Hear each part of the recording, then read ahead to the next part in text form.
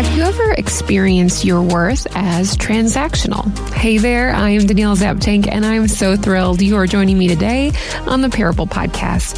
Please meet executive health coach Donna Thomas as she shares about her Parable journey embodying mental, physical, and spiritual health. I think the Golden Girls had it right, man. Like, they didn't care about stuff after a while. They were like, you know what? I don't care about that. And it's not that you don't care. It's that it is a non-issue. And that is freedom.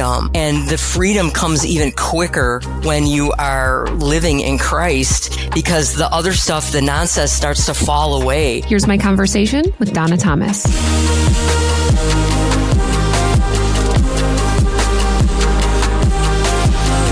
Excited to introduce you to my friend Donna Thomas. We met probably, I think, within the last year, and I had the pleasure of interviewing Donna on a panel at the Baton Pass event. It was last spring, maybe fall. Yeah. It just all blurs together. But Donna, you were just a wealth of information, honest. Mm-hmm. That's really what I love about you, authentic. And so here we are. Welcome to the podcast. Oh, I'm excited to be here today. Donna, I would love for you to kind of just start off and explain to people where you are in this season of life. What are you passionate about? Oh, that's a great question. What I love is that, first of all, I'm in my 60s, which I don't know if you're younger listening to this, but it's hard to picture what that looks like unless you're like, oh, it looks like my parents or whatever. And I'm here to tell you, probably not. So we get a chance to make and influence how our lives are as we start to mature. And I think that's a huge gift that I didn't get it until I was there. Yeah. So now I get a chance to watch a couple of my grandkids, but I have been in the fitness industry for like 30 years and I still have my hand in it, but in a different way. So I get a chance to what I would call, I'm a project person. I like to go deep into something and then come out of it. So my days look different, but my desire to serve and uplift women, regardless of the season of their life, is really constant. Mm-hmm. So I just search for ways to do that. Overall, I'm an executive health coach. And I guess the important part of that, I like the leaders, man. I think leaders can tend to hold ourselves to a different standard. And I have found that not to be the case, that is not good counsel. So but a leader could be a parent, a leader, we're leaders of lots of things. I believe our physical, mental, and spiritual health are so intertwined that we just can't parse them out or ignore pieces of them. And I want to stand at the gap at the mouth of the river and shout that all day long. So good.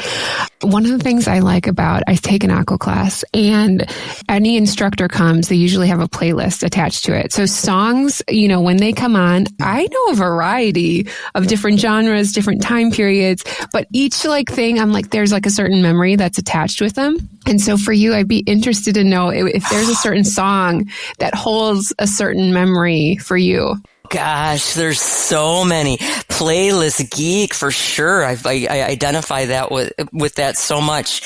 I remember when I first taught jazzercise, and at the end of that run, I played Donna Summer's Last Dance from back in the day. And it starts out slow and then it winds up, and it was kind of a period piece even back in the 90s. But that was I remember thinking at that point I was done, and I was not done. But I liked the celebration of the end of that era. And whenever I hear it, it brings me right back. Totally. So I hear what you're saying. You're like, oh, I know what this is going to happen during this song or this version. One more thing on that. I had an MRI the other day. Not that that's a great topic, but they said, hey, what kind of playlist do you want to listen to some music? I'm like, you bet. And so they said, what do you want? And I said, how about some 2000s hip hop? I didn't realize what they were going to put on. Yeah. So I spent an entire MRI with 2000s hip hop, Tupac, me and Tupac in the tube. It was awesome. Well, anytime you hear Tupac from now on, you will remember that MRI. That's hilarious. I'm trying to think. I only had one MRI once, but they didn't offer me any music now that I think about it. They just kind of... You should go back. Yes. What a fun time, a schedule just to check. So, Donna, you said you were in your 60s. You look amazing. You have just the coolest style, and I want to be you, okay, when I'm 60. Because I think I've said this on other podcast episodes before, but when I was younger, when I thought of my grandma as a 60-year-old 6-year-old woman, like we're talking elastic pants, like a cardigan or like a sweater cardigan. And I was just telling some girls the other day, like my grandma came over to watch us during my parents went on a mission trip, and my grandma I swear she just vacuumed the entire time. Like, and I know that's a generational thing. So thank you for just like, you're gorgeous. You're a gorgeous 6-year-old woman. And I think you probably, as we're going to find out, you have a wealth of information that you're going to share with us today. But what would be something in your 60s? What are you holding the tension of? Like, here's something I'm really loving right now in my life, but also this is a challenge. I think that applies to a lot of things. And I think the more aware I become, the more there's tension at each end in lots of situations. And while I love freedom, some of the tension is I find comfort in structure. So trying to find where that is. And I don't know how you feel about this, Danielle, but sometimes our days are pretty structured and you know where you're going to be. And that takes like a whole chunk of brain processes out of it. No decisions to be made. And with that freedom can become some challenges and to be managed. And when people do it well, I look at them and go, I bet it's not without effort. You know, for somebody who you seem like you're not an introvert, are you? Total introvert. You are?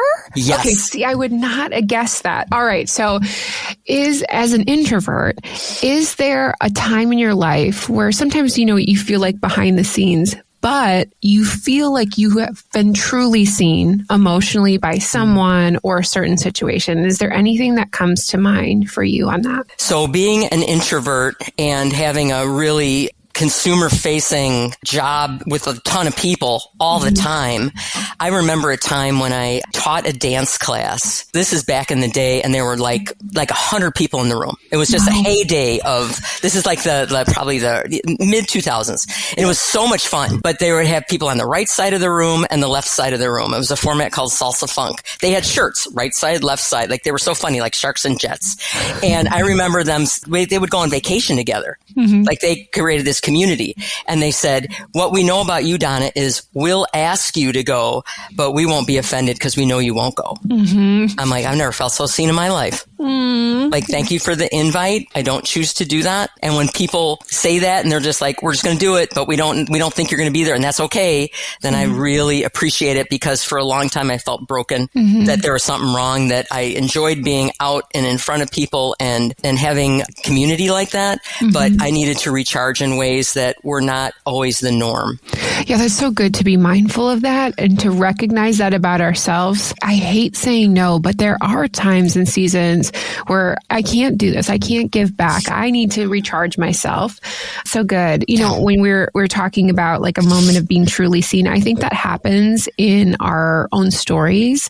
That's what the Parable podcast is all about, is when we can take a second to look at the stories of our life and recognize that God's been walking alongside of us. He's been teaching us a lesson, maybe time and time again, but we really take a second to see, wow, God, you've been with me, and here's what I learned. And so, Donna, today is your opportunity to share one of your parable stories with us. And I am excited to do this. And it's such great reflection that is probably a benefit of growing older too, is that you get a chance to reflect with concern, care, but love, because all these parts of the story make a little bit more sense because there's more data points to look at.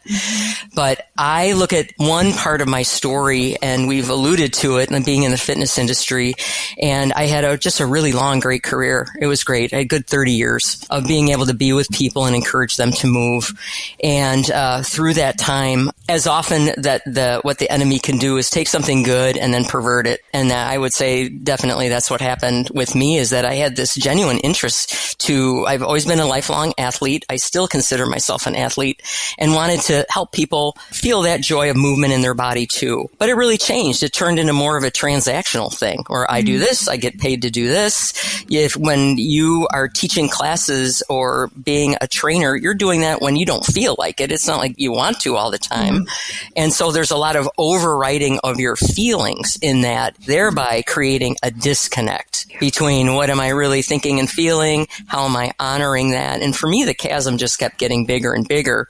And then I started to experience injury, like a lot of injury that I'm not going to be the last one on this, but I do believe I'm one of the front runners of having a long career and seeing what this looks like. But as I pull together some of the dates today, what strikes me is this period of time that I had between 2015 and 2021, where I had 4 joints replaced. So I had osteoarthritis, I still have it, but also joint wear and tear. Mm-hmm. So like right hip in 2015, right shoulder in 2017, left hip in 2019, and then my left shoulder in 2021. And it was through that time where I was just getting this message over and over again that as much as you love this, it's not working anymore. And I was mad at my body. I was mad at God. I'm like, what's happening here? And through the journey, you mentioned it, like sometimes we learn them over and over again. Mm-hmm. Apparently it took me a few times. It did. All the joints. All the joints. Yes. And I've had good friends. My friend Terry would say, yeah, he needed to do that to catch your attention. And not that he did that to me, but as I walked through those seasons of just huge amount of dysfunction and pain, because getting a surgery is not your first option. Mm-hmm. And you're going to work through it and do less of what you wanted to, take over-the-counter medication, do physical therapy, start seeing doctors, start seeing images. It's a process. And you have this big surgery, and then you start digging out of the hole of coming out of it and starting to get off the meds and start physical therapy. And what I tried to do is go back to performance. So I wasn't just wanting to be like, I just want to walk again. I want to be able to move again with ease. And with these joints coming on top of each other, this loop of dysfunction to performance, these are all overlapping. So one would be on the mend and another joint would start to hurt. And it was just such an all-consuming thing. And being in an industry that even in the best ones, there is a ton of comparison and competition. And then you throw in the aging thing. And there was just a lot of messaging that really took a toll mentally, physically, spiritually. And it brought me to my knees. 100% brought me to my knees. And here I hear the Donna Summer song again of, Last Dance, like this thing is over. But it wasn't over, because then it just changed from teaching to then really spending more time in the educational space, talking about things like diet culture and how that has driven behavior and ways that we can heal with movement and not just talk our way out of it. Because I love, my heart breaks for women. It really does. I lost my mom in my early 20s, and that left a mark in that I wanted that older, didn't even have to be that much wiser, just somebody who'd been down the path before. Like, tell us what it's like. And I'm like, let me tell you what I know. Maybe you'll see yourself here. You have your own story, but that sharing is really important. And I don't think there's quite enough of that today. Absolutely. Walk me through a little bit, Donna, about what you mean about transactional. When you were thinking through that mindset of like, here, I'm producing something and then I'm getting something in return. Oh, yeah. And when you put it that way, you get tangible things in return and intangible things in return. And if you guys, anybody listening, if you go to classes, look at your instructor in this new way. I hope that you can, with kindness and compassion, that when you're good at it, like you're a good teacher, people seem to pick up what you're throwing down, and your numbers, your metrics are big. So a lot of people are attending, that the intangibles you get is this in the moment praise, like you're the one doing it all. Yeah. When that's not really the case. That's not truthful. What it really is that you've spoken to somebody where they found what was in them. But that's really easy to flip that and have that be really an idolatry thing. And then it gets to be too weird. And I always remember thinking, TMZ was not following me around. It's not like this is not true. This was their perception and always to be taken with grace. So that's an intangible thing that becomes addictive. You hear that feedback loop. Thank you so much. I appreciate it. You're doing such a great, all of that, insidious. Yeah. And then the other part of the transaction is if you teach, you get money. That's how that goes. And then if you're good, then like, I want you to teach here, here, here, here. So there's this disconnection because I'm good. I should keep teaching.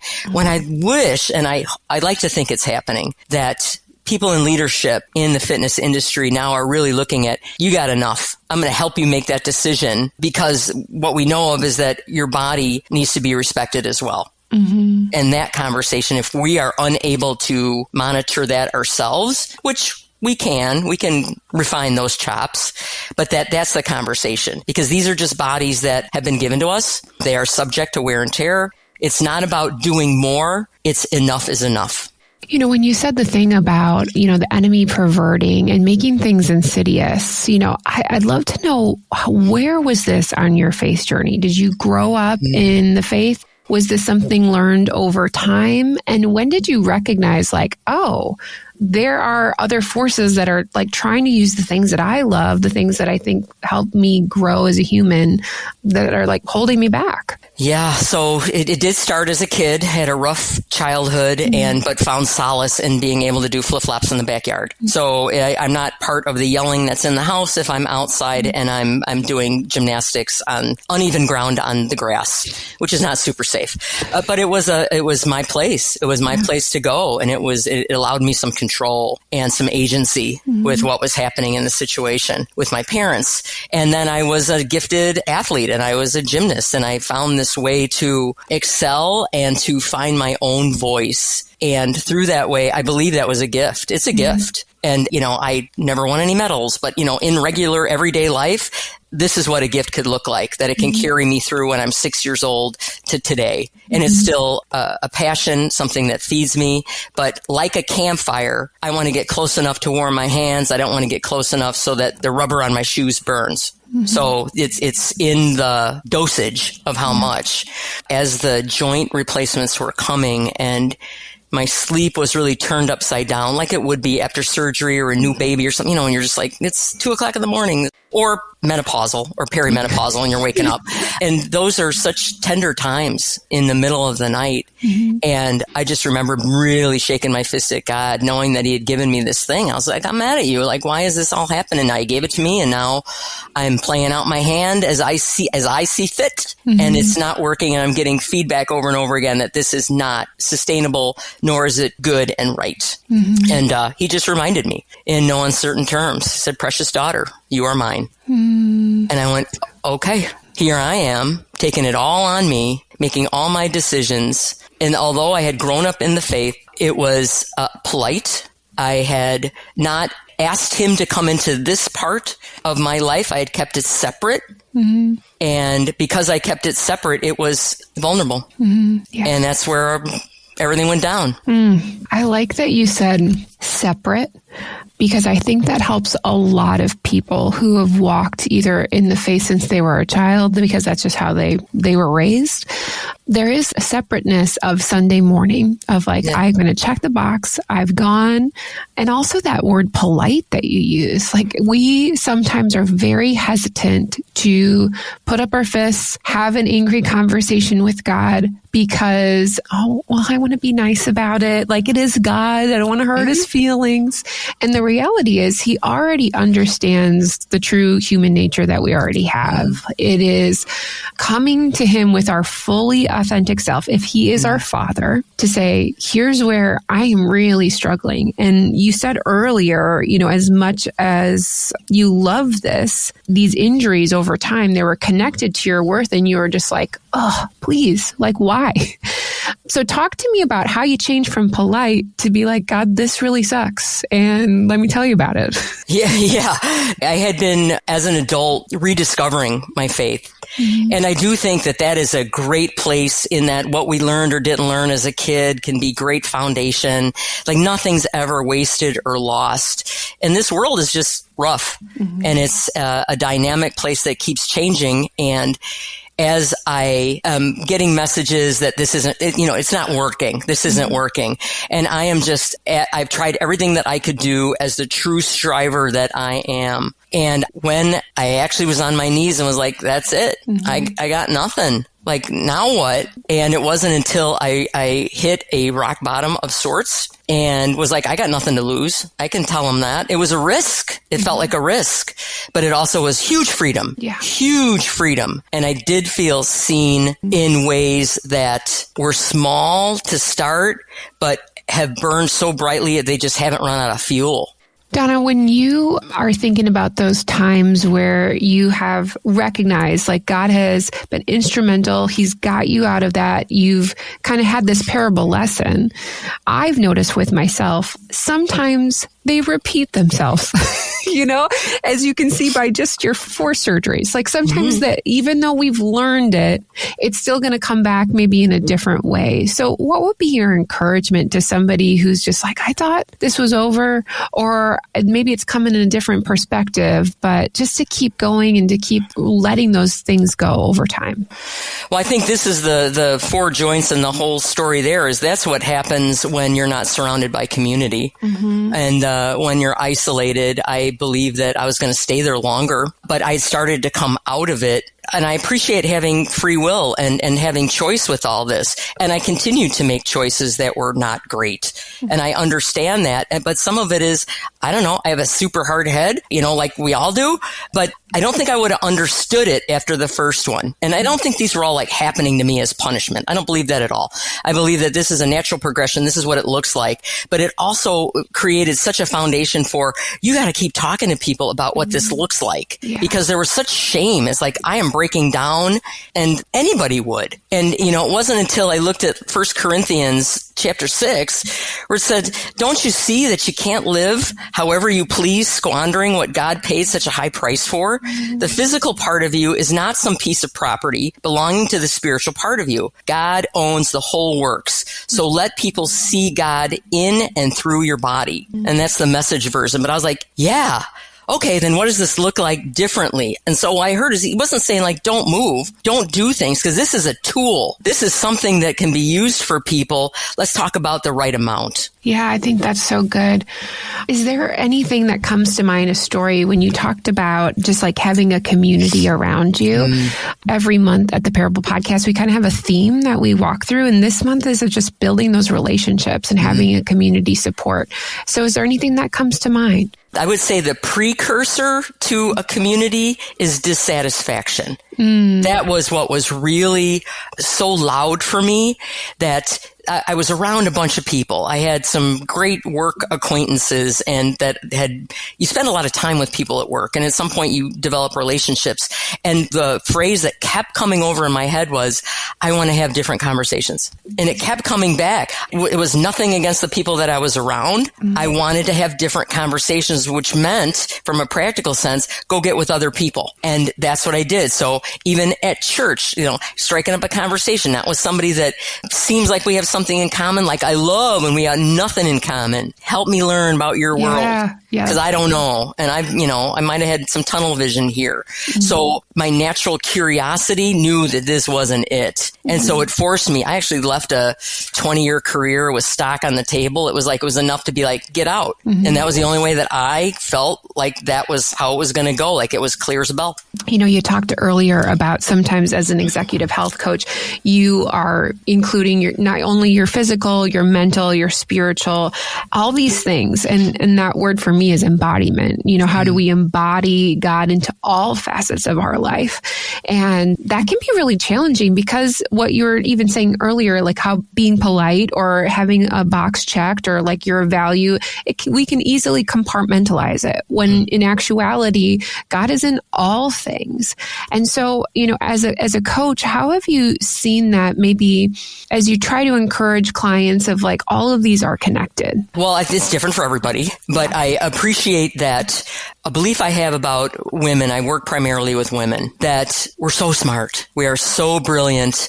And yet sometimes we try to talk our way out of things. Like we try to problem solve intellectually way more than a combination of doing, thinking, feeling. So my default gear was just thinking about it and trying to do that. So I tend to see that faster, and I want to call in the other elements to help ease the load of all just the intellectual trying to figure it out. I also believe that regardless of what kind of ableism you have, that there's movement that can happen that helps us use our resources that we've been already given. We know that when we move, and it could be a lower level, it could be higher intensity, but we get brain chemicals that wash over, and we get ways to cope with life that is significantly different than if we're just seated and try to think through it. So if there's any dissatisfaction or challenges, it's like, we need to get moving. Let's get moving first. We'll look at how you're fueling your body and how you're sleeping, but we're going to start pulling it all together. But moving is essential and not in huge doses. We know now that 15 minutes of something works really well. What do you like to use your 15 minutes on? Some days it's rest. More often. I took up powerlifting in the last couple of years, which has been not maybe I didn't know how to do it. So like, you see that like people like, and they throw the big weights up. Mine are not that big of a weight, but it's a really interesting combination of technique and mindfulness. Cause when you're exercising and moving, you have a hard time thinking of anything in the future or the past. You're right there. And that to me is a gift, that gift of presence also then keeps me connected to God. And then I learned to do like a little tiny prayer before I'd go into this powerlifting because I was afraid. I was like, this is like really intense and I'm kind of worried about it. And I'd be like, okay, Father God, help me out here. Would you? Like, I'm going in here. Let me use this body that you've given me in a way that honors you. And also, take away some of this fear as I'm moving and I'm honoring this the best I can. However I stumble in my way, I want to connect before I do something that enters in using my physicality in ways that scare me. Because sometimes people say like, things scare me because I don't know how to do it. Cool. All the more reason to do them then. I love that idea of the 15 minutes. On Fridays, I like to go to the dance class at the gym. Yeah. It's the most fun. And she always says at the end, like, this is so good for you. But you're right. I can multitask very well, but I cannot multitask if I'm trying to like watch her and do a dance move, maybe have a little sass in there as well. Yeah. But you're right. You have to be actually present. And maybe that's why I like it so much. There we go.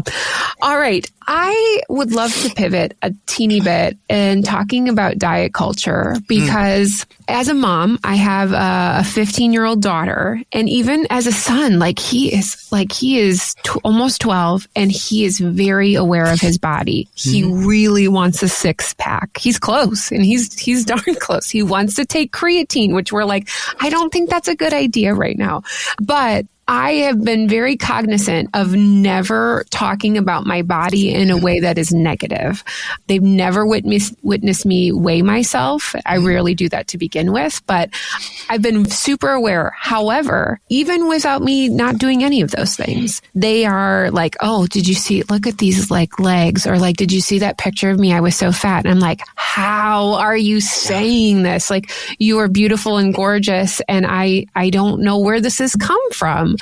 And so the diet culture in so many different ways has permeated through so many things, even to these little baby brains. And so, Donna, your thoughts on that? Oh, how much time we have, Danielle. Yeah. Well, I'm scratching the surface of this as well, because I thought even in my long career that I was on the right side of it. I really did, because I could see the obvious ones. Just like, we're going to get ready for summer. Like the message, yes, you fat pig, now you're going to slim down to be able to put a bathing suit on. A bikini body is any body that has a bikini on it, so there was a lot of messaging that way. And I remember thinking like, that's nuts. So I felt like I was standing in the front, holding my arms out, like to protect people. And yet I wasn't immune to it, nor my kids. I have 3 kids, 2 daughters. And when we talk about diet culture, which is, again, we're putting value on a certain body type, a shape, that means health, when actually it's just an appearance. Like, it's really like some foods are bad, some foods are good. You work out only to burn calories. Like, all of these messages are just slipping in under the doorway and all the way around in all the images of social media, which is a big one. Hey, anything in pop culture, anything like on TV. So like how we consume, that's part of it. And that is one of those messaging systems that I believe, I'll call it lurking. It lurks in the back of our brain, where it's kind of just low key driving behavior and attitudes. And when somebody finally says something about it, we're already a critical mass. Yeah. So there's groundwork that's been laid for a long time.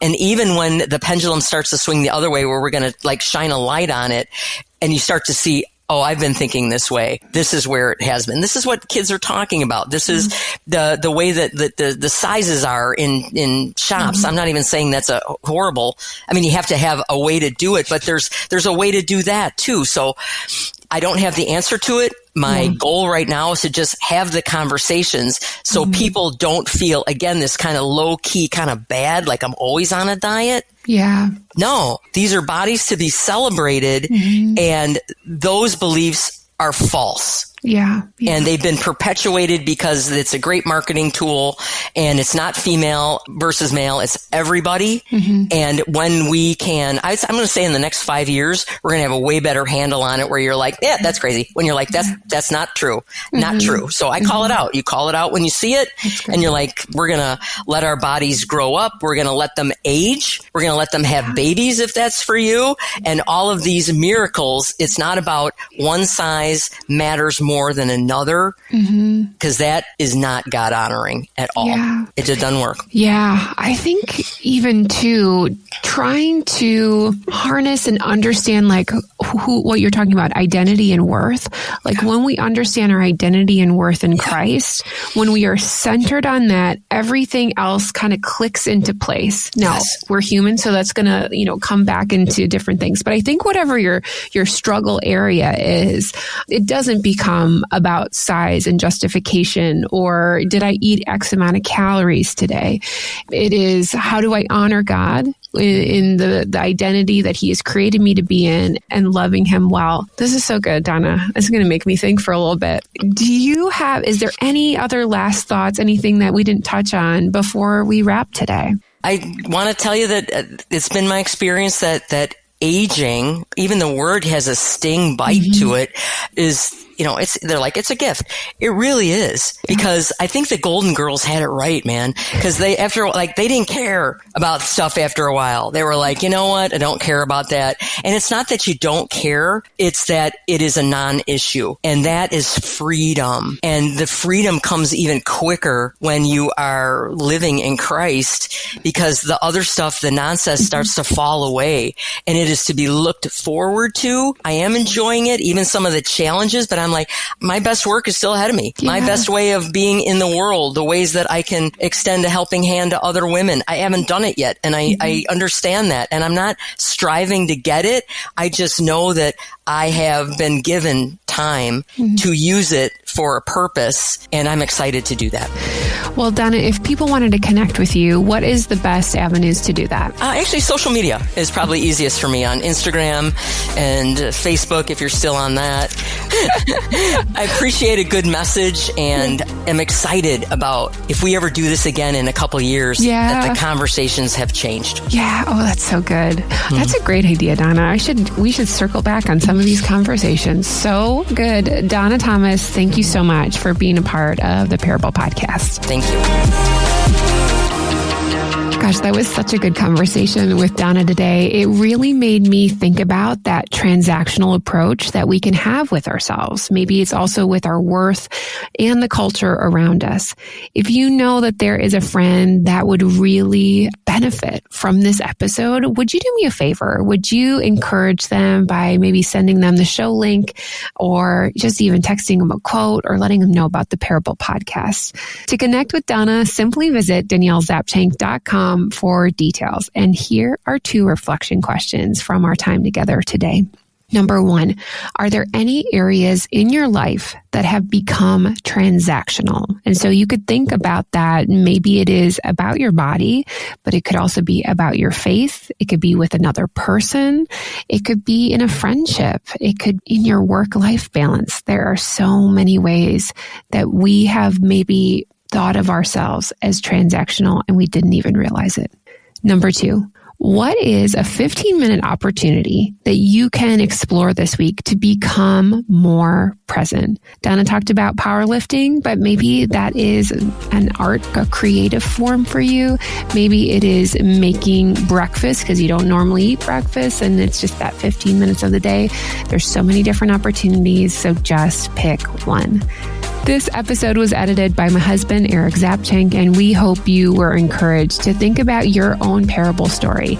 Remember, your parable, it showcases how Jesus was the only person that ever had to make a transaction as he went to the cross for you.